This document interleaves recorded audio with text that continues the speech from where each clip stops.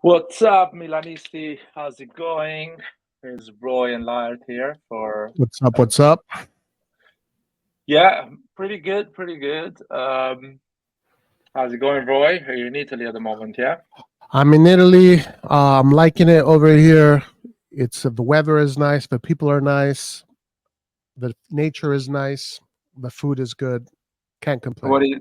What is the vibe around AC Milan, around the Serie A? When I was there, everyone was complaining about their team not buying players, except for Milan, which is buying a lot. So everyone is a bit underwhelmed from the other supporters of other teams. What is the vibe? Where I am at, there's mostly Napoli fans. By the way, Napoli is going to be coming to train literally 15 minutes away from me. There's not really much any talk about any teams aside from Napoli. There's not really much any talk about football. You wouldn't even know that the Serie A exists, actually, where I'm at, to be honest with you. Yeah, it's a bit in the middle of nowhere where you are at the moment. Have you checked any news, any program there on TV, what they talk about? No. You know what? I've noticed that no matter where I'm in the world, I'm always watching the same things, the same YouTube. It's YouTube. It's all YouTube. So I'm still watching the same YouTube shows, still getting the same information from the same places. I don't really watch much TV anyway, so no, then it's always the same. Whether I'm in LA or I'm here, it's almost like it's the same thing when it comes to the information. Nesca is really upset because Inter is not buying anyone. Milan is buying everything. So, yeah, I can imagine that the fans of the other teams are looking at us and they're a little bit jealous because we're buying players, and we're getting excited because we're buying players and they're not. So I can see that for sure. Yeah, something to look forward. I haven't put Okafor image on this thumbnail. I completely forgot about Okafor. It's okay. And he's everywhere. Molly will forget about him too. Don't worry. Oh no. He's everywhere on the Milan YouTube channel, but I completely forgot about him. I feel like actually he's an exciting player. And looking at the fact that Rebic and Origi are out, basically, probably will be our left wing.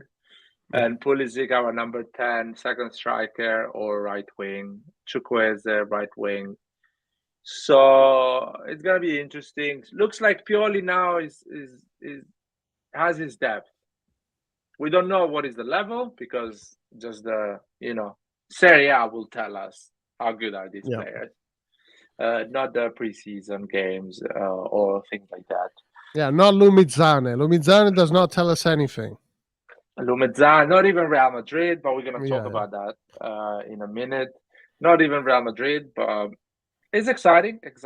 Pioli got a second goalkeeper, got Romero, Loftus-Cheek, Reinders, Pulisic, Okafor, and Chukwueze. That is 6 players, if I'm counting right. Yeah, there's one more because I'm reading it's supposed to be 7. There's one more. I have no idea who it is. I think it's the Real Madrid player, maybe. That's who they're referring to. Oh, he's going to the Primavera, though. So I don't know how Pioli is going to use him. Yeah, maybe that guy. I don't know. Yeah, so in theory, yeah, he should have depth. It's up to the players if they have the hunger and if they're going to step up. Yeah, we are adding 6 players at the moment, plus Musa, which a lot of sources are saying that he's almost done. The distance between Valencia and Milan is a couple of millions. Probably will be done this week, by the end of this week, and probably medicals and presentation next week. Oh no, it is 7 players because apart from the 4 that we have here, it's Romero, Okafor, and Sportiello. So 7, yeah. 7 plus Musa, 8 players, and it's 8. going out. It's going out Rebic, Origi, Diaz, and Tonali. Damn. Out 4, in 7. Tataruzano as well, of course. So 5. You will count probably. I'm not counting Balotore because he's not done. He's not done yet, and he can probably stay. So it doesn't matter. And it's not like a player that Pioli uses a lot. Yeah. No point in counting him. Yeah. So yeah, out 5 in 7. I guess the 5 that are going out, Tataruzano, Rebic, and Origi are not incredibly valuable. Everyone is happy, I guess, to see them out. I think Diaz is being replaced. Okay, I will say there is players at the level of Diaz. We are buying players better probably than Diaz or at the same level. We don't know if Tonali is being replaced properly. Well, if you want to talk about that, I can give you my opinion. Yeah, go for it. Well, I don't think we've replaced Tonali, not yet. If we just want to talk about the midfield so far, I think our best midfielder right now is Krunic, which is not, the best. Today I'm not convinced we've replaced Tonali. I think we've bought a few players that are good that still need to show their value. Loftus-Cheek is experienced. Is he a replacement for Tonali? I don't know. I don't think so. Reindeers, he still has to show what he's worth. Just from what we saw against Real Madrid, it looks like Krunic is going to be bossing the midfield. So, in my opinion, today, no. But let's see. Maybe I'll be wrong. Maybe I'm wrong, and maybe one of these guys is going to step up. It's going to be even better than Tonali. We'll see. The general opinion is that we have improved the left, the right wing, and probably, if it's needed, the number 10 position. Yeah, I agree with that. Yeah. That is the general opinion, that we have improved on those positions. And the striker position, I think Colombo is an improvement. On Rebic and Origi, considering that they were never fit or never really impactful. So Colombo is an improvement in general on the squad if he stays. Look, Larry, let me just add on to that. Colombo's an improvement also because the real substitute to Giroud was supposed to be Ibra, but we never had him. And obviously Origi did not have a great season, neither did Rebic. Excuse me, but there's still a chance we might get number 9 because there's talk of it. And also, Larry, before we move on, something else happened which is very interesting.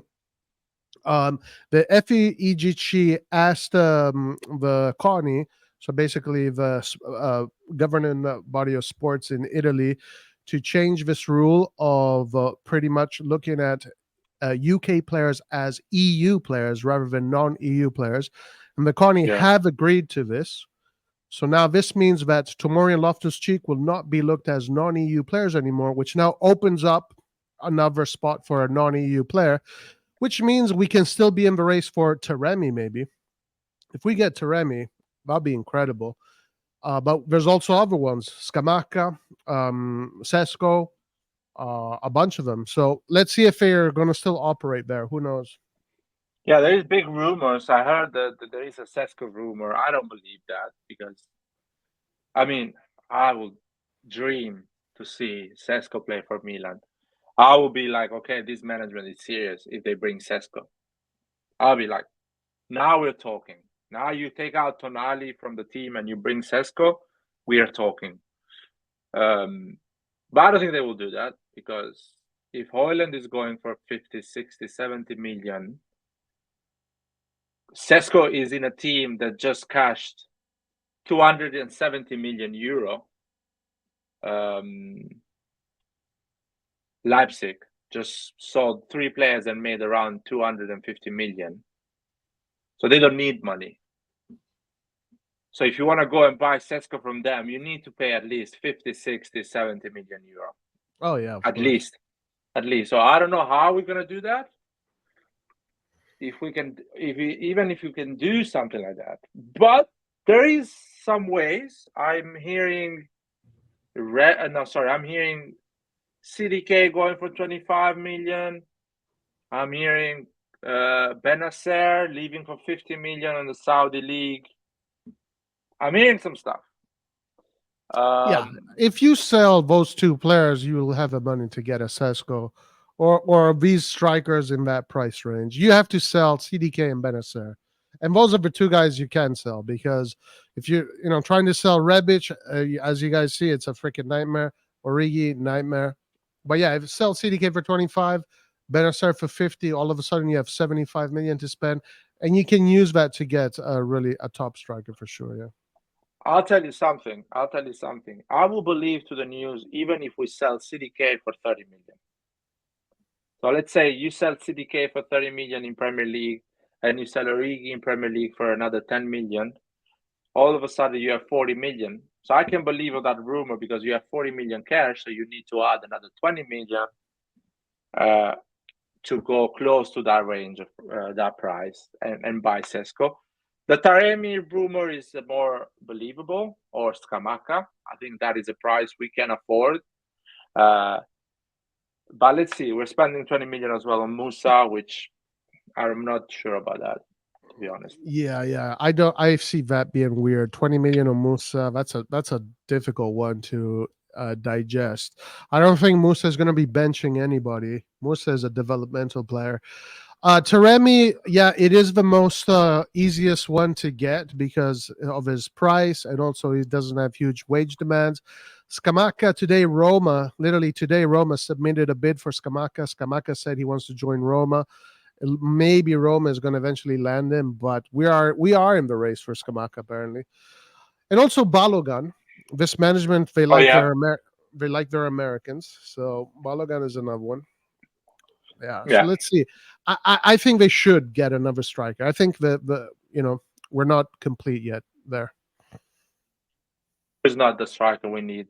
I'm sorry. He can be a Okafor, valuable. Yeah, Okafor is not a striker we need.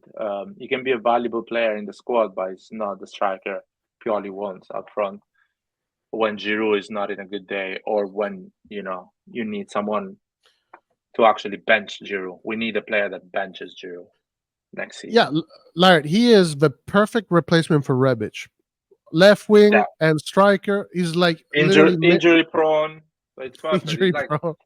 He's gonna be replacing Rebic in every position in Milanello. Even in Milan Lab. By the way, talking about Milan Lab, if you wanna see the Juve game, they're gonna show the game on, if I'm not wrong, on their Discord channel. So if you don't find any place where to watch it, or just go and check out their Discord account. I don't think they can show it on YouTube because their account has been, how can I say it? Yeah, there's a strike. Locked. There is a strike for a week, so it will take a bit for them to come live again, like us, to be honest. Anyway, talking about strikes, we got a strike because we showed the Milan Real Madrid game, which is I'm gonna put a screen here just to Milan Real Madrid game, decent game. Mm-hmm. What is your impression, Roy, for the last 90 minutes? The thing that I like the most is that Milan was not scared to play. It had the spirit that, of course, Real Madrid, the Spanish team, will always have more possession. That's a given. But when Milan had the ball, they attacked with no fear. And that's something that I can appreciate. And I think that's very positive to see the team that doesn't have that fear to leave spaces in the back and to attack with courage. And it worked. It worked until we did two mistakes. We got punished because of two mistakes that we committed. They weren't even forced. Real Madrid didn't even force us to make those mistakes. It was a shot that just went through Sportiello's body, and then that one, Tomori is just being distracted. We didn't force Tomori to make that mistake. Tomori was just distracted. And then their third goal was a genius play by Modric and then Vinicius. But aside from those two mistakes, I felt Milan deserved the win. It is just a friendly, but the most positive thing I took out of it is that Milan has a spirit to play football with courage, and that's something that I can appreciate a lot. And I'll finish with this. My player of the match was Krunic. This is why Krunic is my avatar. I think Krunic is going to be the top G of the midfield this season. That's what I got to say. What about you? Yeah, first half we played much better than Real Madrid. We were more organized than Real Madrid. The team was really motivated. I don't remember anyone having a bad game in the first half. Colombo did really well, not scared at all. I feel like Colombo every season is getting more ready than ever to be part of this Milan. I don't know if this is the season for him to be at Milan or if he needs another loan, because he's doing all the steps. He's coming from a Serie B loan to a lower team that fights to save, fight relegation in Serie A. I think his next step is to go like Pobega did. He moved from Spezia, that was fighting relegation, to Torino, which was a mid-table team. So now I think Colombo needs another season in a mid-table team like Torino, Bologna, Sassuolo, these type of teams, before it kind of comes and become an AC Milan player, for good. But he had a great game. Second half, as you said, we were kind of really distracted. 10 new players came in. They didn't do anything special. They were just kind of running around, trying to get some match fitness. Pulisic played well. I see, as Roy said, Krunic will have a great season, because I think on a midfield of three, Krunic can play even better than a double pivot, because he will have on his right and on his left two midfielders that will do the heavy lifting, and he will just take care of the ball and kind of connect defense and midfield. But we cannot rely on Krunic.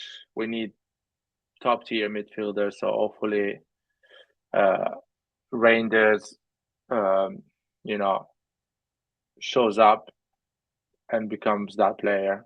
I don't think Ruben will be that player. I think he will be a solid player, but not that player we're waiting for. And second part of the season, I know Benacer will be that player for sure, because Benacer delivers on quantity and quality. So until then, we need to find some solutions. But yeah, it was a good game. We were better than Real Madrid overall, but that doesn't mean anything. It's just a preseason game at the end. Talking about preseason games, I think tonight. Yes, tonight. Very late for me, or very for late both for of me. us. Yeah, for me as well. Which I'm not gonna watch the game. I'll be honest. I'm not gonna watch the game, but it's Juventus Milan.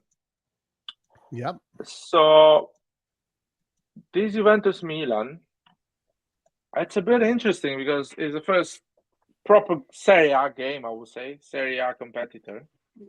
Yeah, it's a test for sure. Yeah, it's gonna be an important test for us to understand how good is Milan. And now we have players like Leao, Theo Hernandez that are a bit in a better shape. Probably Mike Maignan will start the game against Juventus.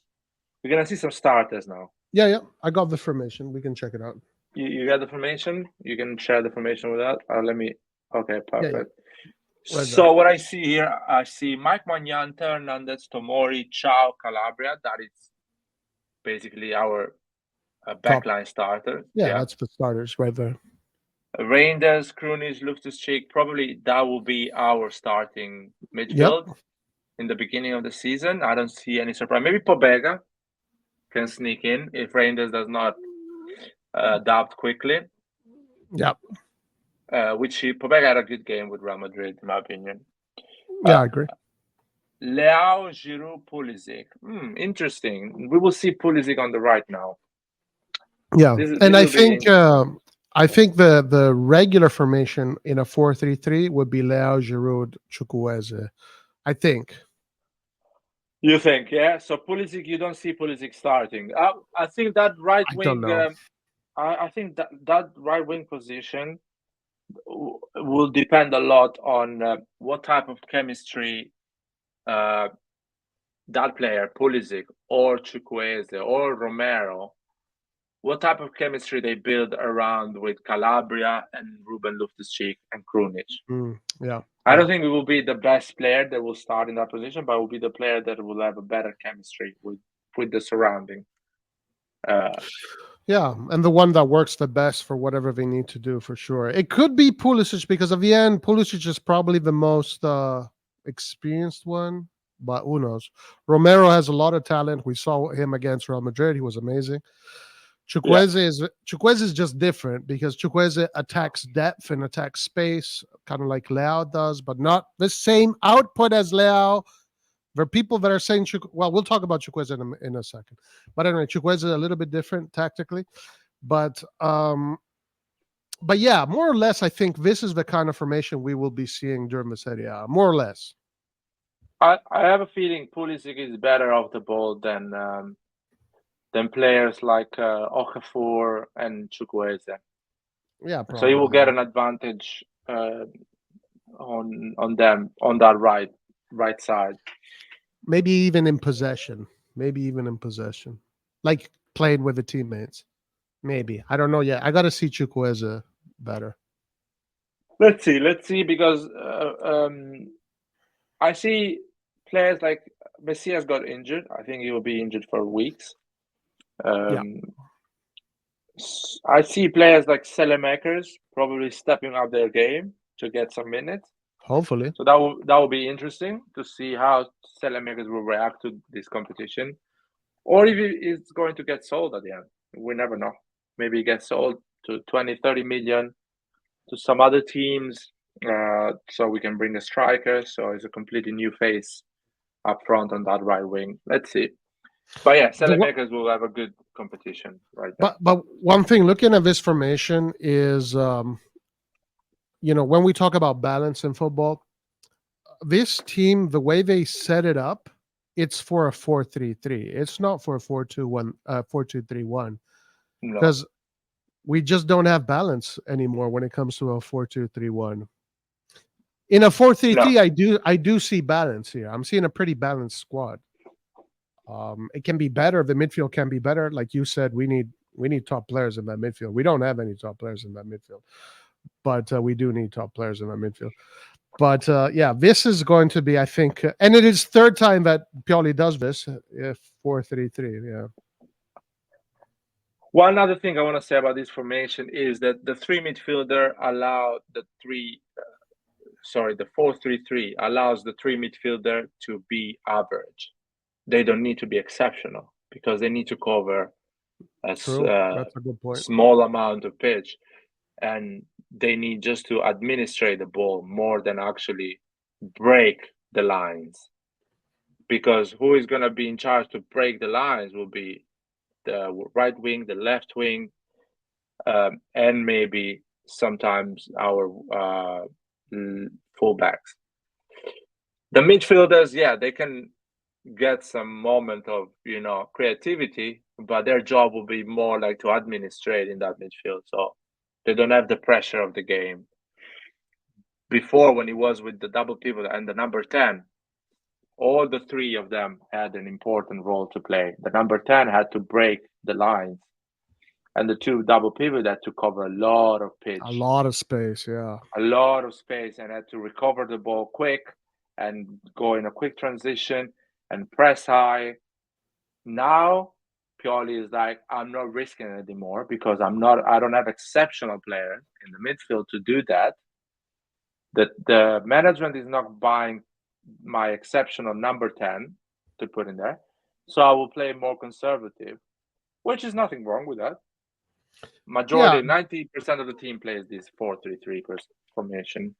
Yeah, So, no, for sure. It looks balanced. I wonder though, one player, we will see who it is. Either Okafor, Pulisic, Chukwueze, or Romero. There's one player too much over there that yeah. is not going to get much playing time this year. He's going to be pissed off. I don't know who it is yet. We'll see.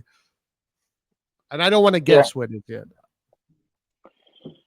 Yeah, I like Romero a lot, to be honest. I think Romero will upset a lot of Milan fans because he will start ahead of all this flashy signing, probably. It looks like he knows how to. He understands what a Italian coach wants. Looks like he's more determined than the others, and he's a fighter. And all of them is the one that knows the Serie A better. So, and he's good in possession. He's clever in possession. He's very smart in possession. He doesn't lose the ball. He knows when to pass it. He knows when he doesn't need to pass it. He's a good possession player. So Romero could be a surprise. He could be a surprise for sure. Yeah, and he can play that number 10 if Pioli wants to risk it a bit more in some games or in some moments of the game. When you need to unlock the game, so you move from the 3 midfield to a 2 midfield, and you add the number 10 or a striker. With this formation, Pioli, let's say minute 75, if he needs a goal because he wants to win the game, he can take out a midfielder and put a second striker like Okafor. You can put a Romero as a number 10. You can put a Chukwueze and put Pulisic in the middle. You can mix it up. So he can go to that 4-2-3-1 if he needs to go. That's a good point. Yeah, in the games, if he needs to, he can definitely change it up. He has the players to change it up if he needs to. That's a good point. Yeah, so it'll be interesting to see that how the team reacts to that. What about Juventus, man? The anti-calcio Allegri. I'm going to piss off a few people here. But do you want me to go first? Yeah, go, man, about Juventus. Piss the people off. All right. So first of all, okay, it's Allegri. It's disgusting football, no matter what. You can have the best players in the world in that team. It's going to be the most ugliest football you're ever going to see. So just in general, because we know Allegri, I think that we're expecting a game where Milan is going to dominate most of the game and push Juventus back in their own box, and then Juventus is going to try and resort to the counterattacks and transitions, because that's how Allegri plays. Now, this is where I'm going to ruffle a few feathers. So we right now probably have one of our best formations, maybe -1, maybe -1 or 2, but maybe just -1. Juventus does not have their best formation, and they don't have their best players available. They don't have a big chunk of a roster available. But even with this formation, here we go, guys. Do not kill me. I'm not seeing that much difference between the two squads. I mean, I think Milan here has the edge. Milan does have the edge here, but not by that much. I think once Kostic is in there for Cambiaso, and then I don't know what they're going to do with Vlahovic. If they keep him, they sell him, they're going to get someone else there. I think by looking at midfield, that midfield is not that better than. I mean, it's more or less the same as the Milan midfield. I don't think there's much difference. And as far as the defense, those are 3 very good defenders. The goalkeeper is very good. So I don't think Juventus is going to be too much worried about Milan. And at the same time, I don't think Milan is going to be too much worried about Juve. It's going to be a balanced game. Milan is going to dominate possession, but then they got to watch out for the transitions. But I don't think this Juventus looks that weak to me. I don't think I don't think Milan buying all of these new players looks so superior to Juve. I don't see that at all. Are you telling me that Milan has bought 80 million players and we still are not much better than Juventus? That's what you're exactly telling me. Something like that, yes. Well, first of all, it's a bit of weird formation. I don't think Gazzetta got it right in terms of formation, like numbers. I think Allegri will play with the 4 at the back, considering the players. Because I see Danilo on the right, Gatti, Bremer in the middle, and Cambiasso on the left. A midfield mechanic, Locatelli, Miretti, Weah on the right, Chiesa on the left, and Kane as a striker. I see more of 4-3-3 here as well, or a 4-5-1. I'll be honest to you, but maybe I'm wrong. Maybe Gazzetta knows more than me how Allegri will play this player, because they look a bit out of position. I don't think Weah can do that position. I think Weah will play as a second striker, probably with Keane, and Chiesa maybe go on that right wing. And Chiesa is not a right wing. We know that. So it looks a bit weird, be honest. Be honest to you, but we will see. I think we were better than Juventus a year ago. This is our best formation. Well, hold on. We were better than them in the direct head-to-head. Not better in the season though. Because we had some difficulties, massive problems, like Magnan being injured for 5 months. Yeah. There was a lot of issue. I think if Milan has the chance to play again the season before, the previous season, we will do better. That's what it was really unlucky. If Magnan is healthy, yeah, for sure. Yeah, everything went wrong for us. But anyway, I think Benacer is the only missing piece of this starting 11, and this is the best starting 11 we can play at the moment. Yeah, for sure. If Benacer was here, I could clearly see a big midfield. I would say that we would be superior in the midfield, but with these two midfields, I don't see much difference. Honestly, they're more or less the same. Yeah, Benacer would be the difference maker. Yeah, don't underestimate that Milan is as Pioli, and Pioli knows what to do. So he's superior than Allegri.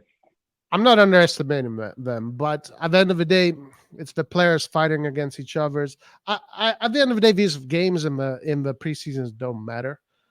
But yeah, I wanted to see Milan and look at that formation and go, fuck, man, we are so much better than these guys. We're going to destroy them.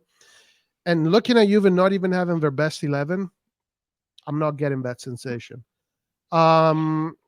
Let's see what happens during the season. I think tonight we're probably going to win though, because I don't think Juventus has a lot of players out. But let's see what happens.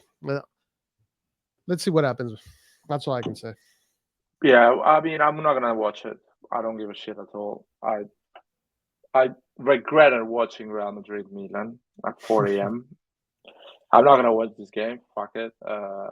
And I'm not gonna watch even the game against Barcelona. So I don't care. It's just it's pointless, and I can't wait the Serie A to start, to be honest, so I can see some real football. But let's talk about the transfer window a bit. Let's talk about the 2 players that we bought. Let me. Can you stop presenting, Chair? Actually, I'll do it. Let's talk about Okafor. Here we go. New signing number Okafor. 17. Number 17 is getting the Leao number. Interesting player. He looks really happy to be at Milan. It looks really excited. Yeah. Everyone in the Milan universe looks excited about this guy. He's quite young, 23, 24. He has already experience in Champions League, and I think he plays with the Swiss national team. Good experience too. Yeah. So it looks like the right moment for him to move to AC Milan. I think we are the right club for him. Where do you think he is going to play? Which position is gonna cover 90% of his game? I mean, I'd say 70% of the time he's going to be on the bench. And I mean it. Well, that's not a position, but Yeah, he's going to be far away from Pioli because he's going to be very angry at Pioli. I think that Giroud, he's not going to replace Giroud. I'm seeing Gazzetta dello Sport saying, but he's going to replace Giroud. He's not going to replace Giroud. Like, I don't understand. Giroud is way 3 categories above this player right now. Okafor is still very young, still has a lot to learn. But I see him being a good substitute to Giroud when we have to, and a good substitute to Leao when he has to. So it can give these players a breath, when they need a break. And also, you said he's young, he's hungry, he looks hungry. If he is hungry and he wants to showcase himself, then maybe he can actually chip away and get a good many minutes for himself. It's really up to him at this point. We know he has the skills. He doesn't score many goals. He doesn't produce much up top, but he produces okay. But it's going to be up to his personality. It's going to be how much he wants it. But I don't think he's going to be replacing Giroud. People are saying that he's going to be replacing Giroud. No chance in hell that's going to happen. That's all I got to say about it. Okay, I have a question. I have 2 questions for you, but it's just one question that it can be 2 questions. Okay. So, minute 68 against Bologna. Leao is having one of his games that is hitting all the satellite in the sky. Every ball is passing it to a Bologna player. Every dribbling he's trying is wrong. So Leao is having he's already missed 2 clear chances, and he's having a Leao game. Not like one of those days. Yeah. Minute 68, you take out Leao and you put him in? Or you still keep Leao and hope for a moment of magic? You know what? Well, if we're playing a 4-3-3 and on the pitch you have Leao, Giroud, Chukwueze, and on the bench you have Okafor and Pulisic and Romero, Don't change the question. I think I'm going with Pulisic. Pulisic is in the pitch, so Okafor is your child. If Pulisic is on the pitch, well, and then he's of having course. a good game. He's having a good game, so you don't want to change Pulisic and put Okafor. Well, in that case, Leao is the guy that is having a bad game. Yeah, in that case, you put in, for sure. If Leao has already killed 3 babies in the stands, and he's put out all the satellites, and you put Okafor in, for sure. And this is where Okafor needs. Yeah, this is where Okafor needs to show his worth. This is why we got him, exactly for the reason why you just said. And what about Pioli? Do you think Pioli will be brave enough to bench Leao, his most valuable and important player, for Okafor? He did it with Rebic. In a difficult game? He's done it with Rebic. It didn't pay off, though. No, it didn't pay off at all. And another thing is Okafor going to be happy when he will always come in the last 20 minutes after Leao is having some okay games? What do you see? Because I see something that is wrong here. I see that still Leao will start the games, even if he's not in a great shape, even if he's not doing well. Okafor always playing those 15, 20 minutes. And he will be unhappy after 2 months because he will be like, when I'm going to play? You never start me. And Leao is clearly not in a great shape in this period, and you still don't start me. What's going to happen here? Well, if they're not getting another striker, then he can ever come in for Giroud too, so he's going to get more minutes. But it's going to be that kind of season. When you play FIFA and you go to look at the psychology of the players, and the players that are in good form have a happy smiley face, and then the players that are not so good form will have the yellow face with no smile, just the mouth is a straight line. You know what I'm talking about?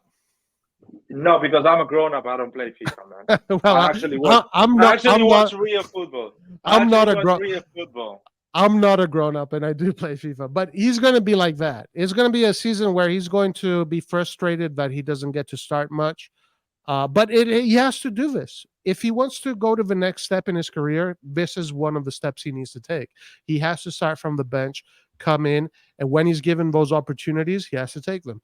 And then when he is going to start, because some games he is going to start, he needs to take the opportunities. So this one is going to be all up to him. It's all up to him. Either he becomes the CDK number 2, or he convinces the management and they're going to still, they're going to believe in him. And then eventually he's going to find his spot and keep his spot. But yeah, it's going to be all up to him and how much he wants it, how focused he is, how well he handles the fact that he's going to be on the bench. That's going to be very important. This guy is not competing with Messias and Salamanca. Yeah, he's not. He's competing with Leao, Giroud, and Pulisic. Yeah, and every time he comes in, or every time Pioli chooses to put him in, he's taking out Leao sometimes, and the crowd will be really upset if this guy comes in instead of Leao and does not provide. Mamma mia! The numbers we were looking for, the crowd will be Pioli out. Because why did you put Okafor and you didn't keep Leao?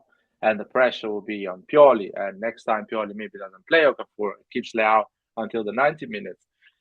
Yes. So it's gonna be. This is, in my opinion, this is dangerous. Can turn really dangerous or extremely valuable. Like this guy comes in, always scores a goal, always changes the game, gives you that depth for Leao to rest, or gives competition to Leao to improve. So we don't see those games that Leao hits some 2 or 3 satellites because he doesn't have any competition. So it's like, fuck it, I don't care. I can hit 3 kids in the stands. I don't care because Rebic is not getting in. So maybe we will see the other output. But that's gonna be interesting. Another thing, I'm glad you brought that up, because if Leao, if this does happen where the iron sharpens iron, no Okafor, the competition makes Leao better. If Leao has a good game, scores a goal, gets an assist, by the 70th minute, Milan is winning. He's done his job. He can come out, Okafor can come in, and then there's less friction because Leao did his job. He's happy. He can come out. Okafor now has less pressure, and the synchronicity is better. But if, like you said, if Leao does not perform, then Okafor comes in. Okafor does not perform. Oh man, yeah. Pioli will have a lot of headaches.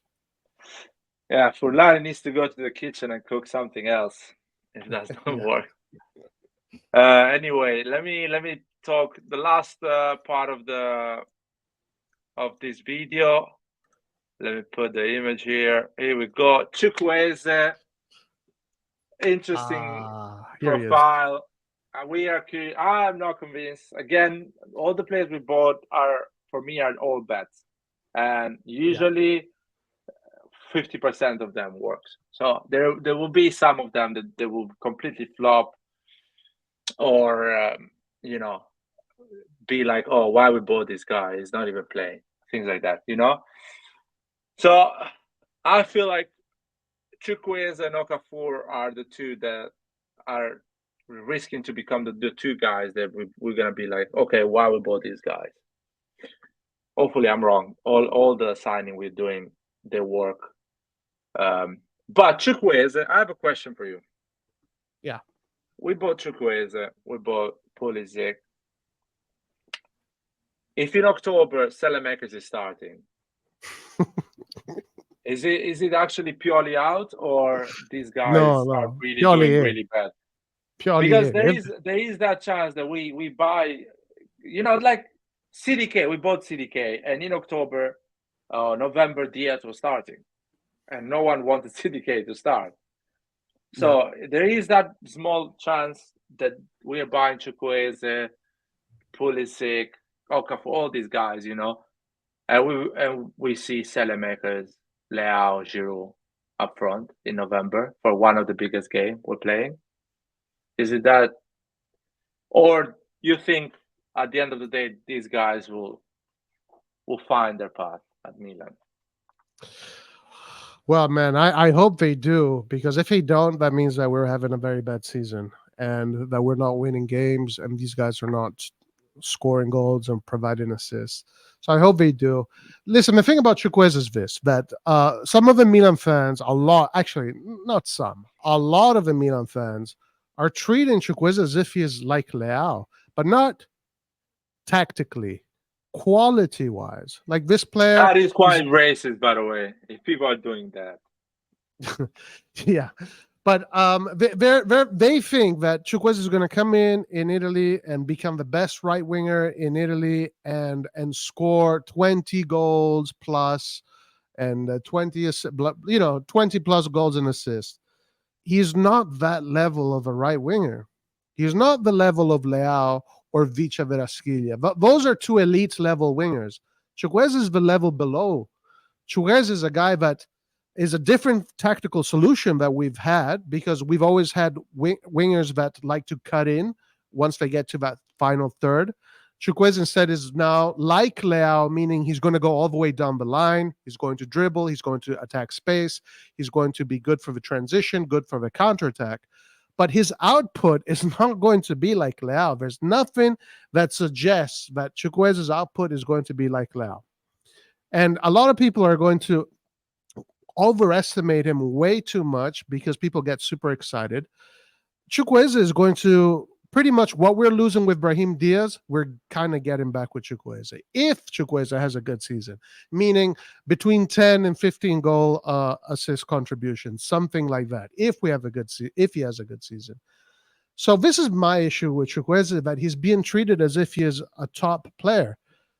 If he was a top player, at the age of 24, Real Madrid would be paying 80 million for him. Barcelona would be paying 70 million for him, because Barcelona and Real Madrid see this player every weekend. Instead, at the last year of his contract, he's coming to Milan for 20 million plus bonuses. When Leao was almost being sold to Chelsea, and it was towards the end of his contract, I don't know if it was completely the end of his contract, but Chelsea was offering 80 million for Leao. Nobody's offering 80 million for Chukwueze. So we need to treat these players for what they are. If we overestimate our players, we're just going to be disappointed in the end. This is the way I see the Chukwueze scenario. I think it's good, tactically, good thing, different player, but he's not Leao. He's not Vicha Verasquilla on the right. He's not Leao on the right. He is Brahim Diaz on the right, which is good. We don't have Brahim Diaz in the middle anymore. Now we have another Brahim Diaz on the right, as far as output, offensive output. That's all I got to say about Chukwueze. For me, it's clear. 30 million Chukwueze, 20 million Musa. You can use that money to buy a striker. That is my opinion. It's simple as that. You go another season with Selemakers, Messias, and Romero on that right wing and buy me a proper striker. Man. Buy me a 50, 60 million striker. That's my opinion. When some of these players we bought, they're going to warm up the bench. I don't want people to be like, Pioli out because he's not playing, that guy, because he's not playing. No, man. We just bought some mid player. Simple as that. So I hope these guys really do a San Siro performance, not a Diaz performance. Because might as well we should have spent 20 million and keep Diaz, because he's already knows the system, knows Pioli, knows everything, the league. So might as well keep Diaz. Then buy me another Diaz that maybe takes 6 months to adapt. So I'm really against this type of signing. I'll be honest. I always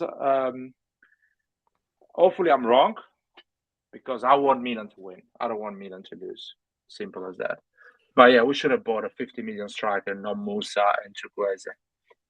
No, listen, Larry, I agree with you. I mean, listen, I'm sure Chukwueze is going to have some performances where he's going to look incredible, because he does have some moments that he does some stuff that you only see on video games.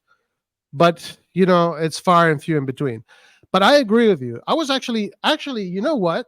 I was looking at the formation today and the Juventus and Milan formation, and that's exactly what I was thinking. I was thinking, man, I would have rather, instead of buying all of these players for 20 million, 20 million, 14 million, 30 million, I'd rather get 2 or 1 top player. And they make the big difference. Because at the end of the day, those are the players that make the difference. You take Vicha Veraskiglia, Osimhen out of Napoli, Napoli isn't winning anything. You take Leao, Magnan out of Milan, Milan isn't winning anything. With Chukwueze, with Pulisic, with Reindeers. You take Leao, Magnan out, it's over. The players that make the difference are the elite players. These are the players that will make the difference. We needed an elite player, a guy, a striker, elite, someone to put closer to Leao and Pulisic. I get it. We got Pulisic and Loftus-Cheek. There was a reason behind. Don't buy me Musa and Chukwueze. Buy me a striker. Buy me Benjamin Sesko. Put it on Benjamin Sesko on 6-year deal. The guy is 19, 20. He's a big lad. He's going to be a top player. That's what you have to do. Or Højlund. Buy me Højlund for 50 million euro. That's what you have to do. Let's see. Maybe we buy that striker and there is no problem. Maybe Chukwueze or another guy can have a bad season, and because we still have that striker. If we do that, I don't mind that. That'd be great if we do that. Anyway, let's close this video. That was amazing. 51 minutes. And we're gonna get a lot of hate for this one, Larry. We're gonna get a lot of hate. Fine. I'm ready for that. No one likes us. Anyway, bring it on. Bring it on. We love that. Anyway, we're gonna do a lot of content this season. We're gonna do some challenges with other channels as well. Let's see if they have the balls at one point, because we have the balls. If these players are killing it and are scoring goals left and right, I'm gonna go on a live and say I was an idiot. Well done for landing to these guys. They built an amazing team. This team is flying around. It's playing like Napoli. It's dominating the league and whatever. Blah blah blah. But if these guys don't perform, I want to see the excuses. I want to hear the excuses, because I feel like some of them are not gonna perform. That's my feeling. Serie A is always a difficult league. It's not just you have pace or you have that and you're gonna dominate. Anyway, the first that will pay the price will be Pioli if things don't work. Oh yeah. Be ready. Yeah. The first game we lose. Be ready. Pioli out. Pioli's this. Pioli that. Yeah. Anyway, Forza Milan, and Milan. See you for the next video. And let me close it with the curva. Coro della Ciao curva. ragazzi. Ciao. Arrivederci.